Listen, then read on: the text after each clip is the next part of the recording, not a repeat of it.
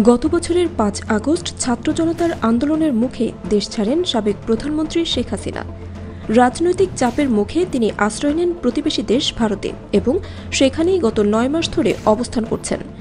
এই দীর্ঘ সময়ে তিনি সরাসরি দেখা করতে পারেননি তার একমাত্র ছেলে সজীব ওয়াজেদ জয়ের সঙ্গে, যিনি বর্তমানে যুক্তরাষ্ট্রে অবস্থান করছেন।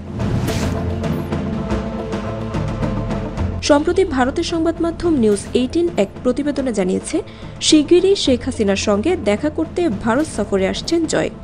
যদিও নির্দিষ্ট তারিখ জানানো হয়নি, তবে সম্ভাব্য এই সাক্ষাৎ হতে যাচ্ছে নয়াদিল্লিতে। শেখ হাসিনার দেশত্যাগের পর এটি হবে মা ছেলের প্রথম সরাসরি সাক্ষাৎ। তথ্য অনুযায়ী সজীব ওয়াজেদ জয় ইতিমধ্যে যুক্তরাষ্ট্রের নাগরিকত্ব গ্রহণ করেছেন।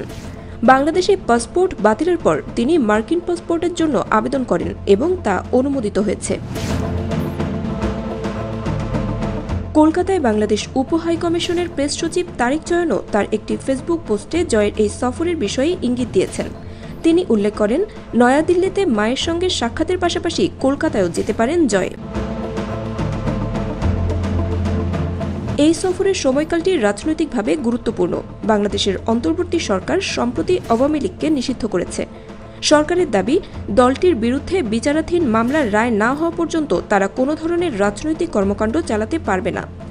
10 মে সরকারের এক প্রজ্ঞাপনে আওয়ামী লীগ ও এর অঙ্গ সহযোগী সংগঠনের সব অনলাইন ও অফলাইন কার্যক্রম নিষিদ্ধ করা হয়েছে। প্রসঙ্গত, সাবেক রাষ্ট্রপতি আব্দুল হামিদের গোপন দেশত্যাগের পর থেকেই আওয়ামী লীগকে নিষিদ্ধ করার দাবি জোরালো হয়। জাতীয় নাগরিক পার্টি সহ বিভিন্ন রাজনৈতিক জোটের লাগাতার আন্দোলনের মুখে এই সিদ্ধান্ত কার্যকর হয়। এতদিন ভার্চুয়াল মাধ্যমে দলের নেতাকর্মীদের সঙ্গে যোগাযোগ রাখলেও সরকারের সর্বশেষ নিষেধাজ্ঞার পর শেখ হাসিনার রাজনৈতিক যোগাযোগ কার্যত বন্ধ হয়ে গেছে। ঠিক এমন সময় জয়ের সম্ভাব্য ভারত সফরের খবরে দলের নেতাকর্মীদের মধ্যে নতুন করে আশা ও উৎসাহের সঞ্চার হয়েছে।